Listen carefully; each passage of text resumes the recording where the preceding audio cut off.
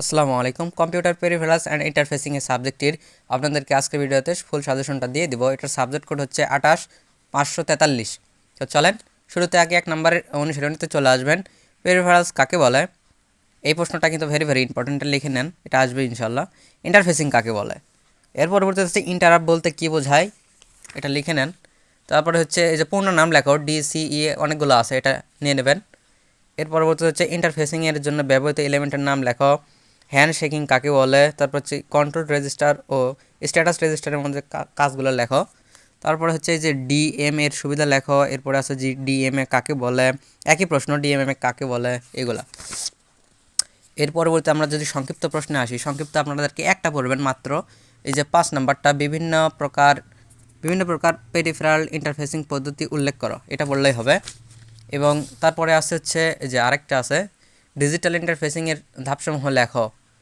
এর পরবর্তীতে আপনারা পড়বেন এই যে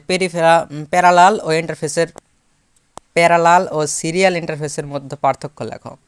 এরপরে হচ্ছে যে ইন্টারফেসিংয়ের বিভিন্ন উপাদানগুলোর সংক্ষিপ্ত বর্ণনা দাও।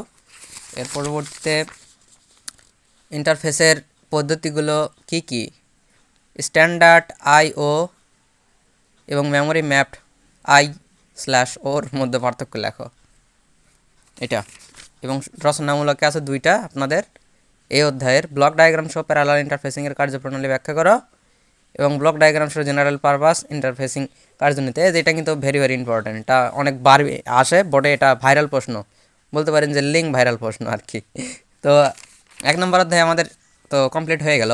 তো এখনও যার ভিডিওতে এখনও লাইক টেক মারেননি, লাইক টেক মেরে দেন এবং চ্যানেলে নতুন হয়ে থাকলে সাবস্ক্রাইব করেন। আর চ্যানেলটাতে যেহেতু নতুন, 50টা সাবস্ক্রাইবার হলে লাইভ করা যায়, লাইভ করব আপনারা যদি 50টা সাবস্ক্রাইব আগে কমপ্লিট করে দেন।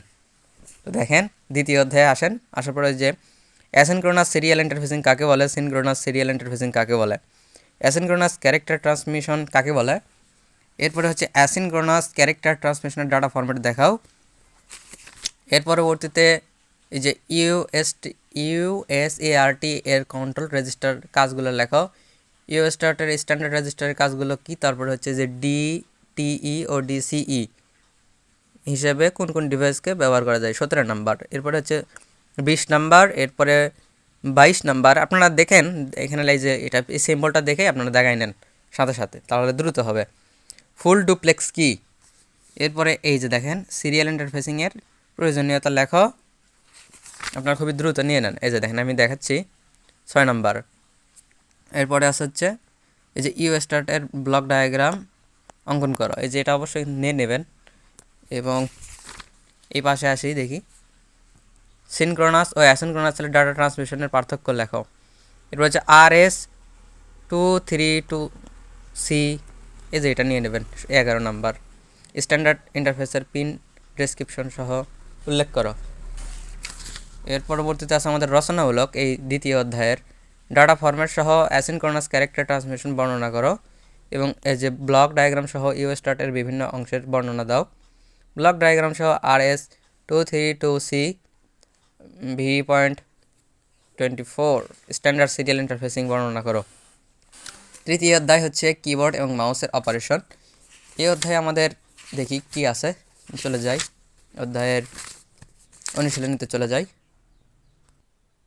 আচ্ছা দেখেন অনুশীলনী 3 নম্বরের কি আছে, যে কি বাউন্স কাকে বলে। তারপরে হচ্ছে কিবোর্ড এনকোডারের প্রধান কাজ কি, ক্যাপাসিটিভ ও কি সুইচের সুবিধা অসুবিধা। এবং এই পাশে আছে হচ্ছে কিবোর্ড এবং স্ক্যানিং বলতে কি বোঝায়। এরপর হচ্ছে ক্যাপাসিটিভ কি সুইচ কাকে বলে।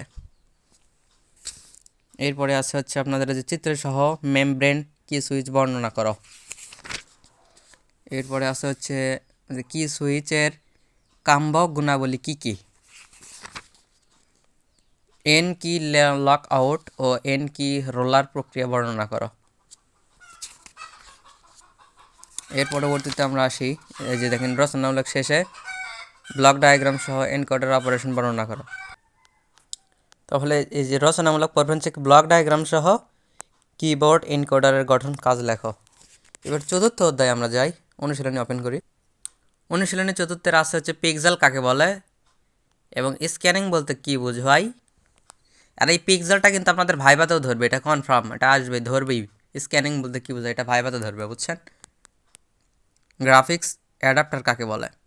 পুরনো নাম লেখো। এলইডি, এলসিডি, সিআরটি, এই যে 17 নাম্বার, এরপর 18 number V RAM. V RAM কেন ব্যবহার করা হয়? রাস্টার স্ক্যান ডিসপ্লে কি, ওই যে 20 নাম্বার। RGB মনিটর বলতে কি বোঝায়? রেজুলেশন ও ডাটা পিক কি, এই যে এইটের মতো সিম্বল, এটা আগে বলছি, এটা দেখে নেন। এরপরে যে এটা পড়বেন, এমনি দ্রুত দেখাচ্ছি। এই পাশে নাই, এই পাশে আছে যে এলসিডি। এলসিডি এর কার্য পদ্ধতি বর্ণনা করো। এরপরে আছে হচ্ছে একটি আধুনিক গ্রাফিক্স অ্যাডাপ্টার ব্লক ডায়াগ্রাম, এটা এটা আসার সম্ভাবনা আছে, এটা পড়ে নেবেন, পড়ে নেবেন। এবং রচনামূলক আছে একটা এই অধ্যায়ে, একটি আধুনিক গ্রাফিক্স অ্যাডাপ্টার মূল ব্লক ডায়াগ্রাম অঙ্কনপূর্বক এর কার্যনীতি বর্ণনা করো। এরপরে আছে আমাদের এই পাশে, দেখি একটু যাই, পরবর্তী অধ্যায় যে 5 নম্বরের হচ্ছে প্রিন্টার কি, তারপর হচ্ছে হার্ড কপি কাকে বলে, ইম্প্যাক্ট প্রিন্টারের উদাহরণ দাও। এর পরবর্তীতে আছে হচ্ছে এই যে নন ইম্প্যাক্ট প্রিন্টারের উদাহরণ দাও। পেপার ফিট রোলার কাজ কি, নন ইম্প্যাক্ট প্রিন্টারের কাজ। এর পরবর্তীতে আছে এই যে প্রিন্টারের শ্রেণীবিভাগ উল্লেখ করো। এরপরে কি আছে এই অধ্যায়, এই পাশে নাই আর, এই যে রচনামূলক আছে একটা, ডট ম্যাট্রিক্স প্রিন্টারের গঠন চিত্র অঙ্কন করে মূলনীতি বর্ণনা করো। 6 নম্বর অধ্যায়। তো 6 নম্বর অধ্যায় যাওয়ার আগে আপনাদেরকে বলি, আপনাদেরকে এত হয়তো দেখার প্রয়োজন নাই, তো আপনাদেরকে আমি একদম আমাদের ওয়েবসাইটে দেওয়া আছে, এই ভিডিওর পিন কমেন্ট অথবা ডেসক্রিপশন বক্স চেক করবেন, সেখানে একটা লিঙ্ক দেওয়া আছে, সেখানে ক্লিক করলে আমাদের ওয়েবসাইটে নিয়ে যাবে। সেখানে গেলে আপনারা একদম পিডিএফ পেয়ে যাবেন, অ্যান্সার সহ একদম সব কিছু রেডি করা আছে। চাইলে ওটা আপনারা মানে ওটা বোঝেনি আপনারা আর কি ওটা না বলি, চাইলে যেতে পারেন, সমস্যা নেই। এবং যদি পরবর্তী অধ্যায় দেখি, এই যে দেখেন এটা কত নম্বর অধ্যায়, 7 নম্বর অধ্যায়। 7 নম্বর অধ্যায়ের একটা রচনামূলক পড়বেন হচ্ছে ইঙ্কজেট প্রিন্টারের কার্যনীতি বর্ণনা করো। 8 নম্বর অধ্যায়ে যদি আমরা যাই, 8 নম্বর অধ্যায়ে আসলে এখানে আমরা রচনামূলক পড়বেন অতি সংক্ষিপ্ত লেজার এর পূর্ণ নাম লেখো। এবং পরবর্তীতে আছে কি, এই যে লেজার প্রিন্টারের সুবিধা অসুবিধা উল্লেখ করো। এগুলো কিন্তু আসবে দেখে কিন্তু এতগুলো দিচ্ছি, মানে খুবই দেখেন কম এইদিকে। চিত্রসহ লেজার প্রিন্টারের কার্যনীতি বর্ণনা করো। এবং 9 নম্বর অধ্যায়ে যদি আমরা আসি, 9 নম্বর অধ্যায়ে আমরা আসলে দেখি কি দেখতে পাই। 9 নম্বর অধ্যায় আছে কি না, 9 নম্বর অধ্যায় নেই, 9 নম্বর অধ্যায় স্কিপ। 10 নম্বর অধ্যায়ে যাই, 10 নম্বর অধ্যায়ে হ্যাঁ আছে, 10 নম্বর অধ্যায়ে আছে হচ্ছে আপনাদের যে ডিজিটালাইজার কি, স্ক্যানার কি কাজে ব্যবহৃত হয়, এটা হচ্ছে অতি সংক্ষিপ্ত প্রশ্ন। এবং লাইট পেন কি, দেখছেন কত শর্টকাট করে দিলাম আপনাদেরকে। আর অবশ্যই ভিডিওর পিন কমেন্ট চেক করবেন আমাদের ওয়েবসাইটে। এই যে দেখেন, তারপর হচ্ছে স্ক্যানার কি, বিভিন্ন প্রকার স্ক্যানারের বর্ণনা দাও। ডাউনলোড বাটন পাবেন ওয়েবসাইটে গেলে, সেখানে একটা ক্লিক মারলেই হয়তো অন্য কোথাও নিয়ে যেতে পারে, সেখানে ব্যাক করে এসে আবার ডাউনলোডে ক্লিক করবেন, করলে আপনাদেরকে আবার ডাউনলোড করতে বলবে, সেখানে ক্লিক করলে আমাদের পিডিএফ ডাউনলোড হয়ে যাবে, বুঝছেন। খুব সহজভাবে পিডিএফ ডাউনলোড করে নিতে পারবেন। এবং এই যে দেখেন অতি সংক্ষিপ্ত প্রশ্ন উত্তর, MICR পদ্ধতিতে বিভিন্ন ক্যারেক্টার প্রিন্ট করা হয়।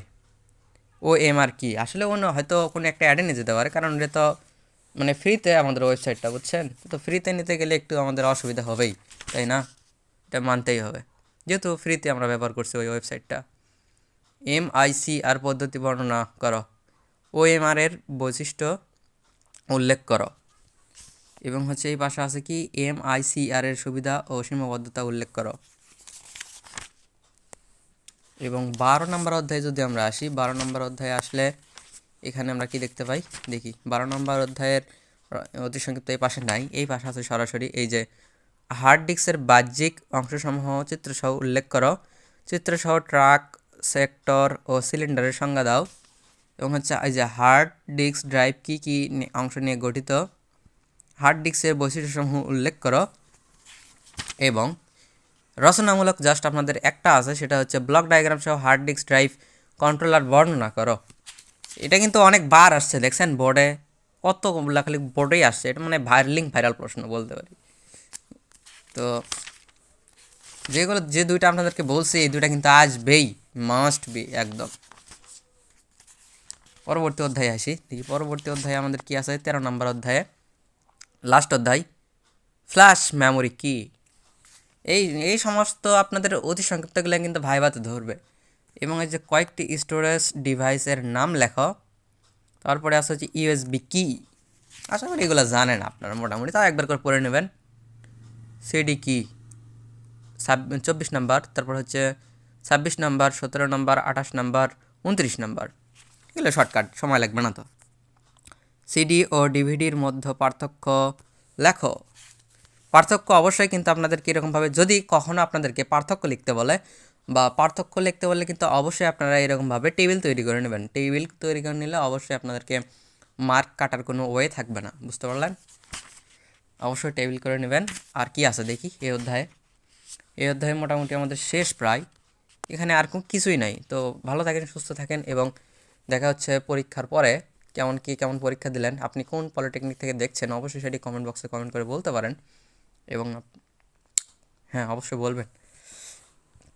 তো ভালো থাকেন, সুস্থ থাকেন, টাটা।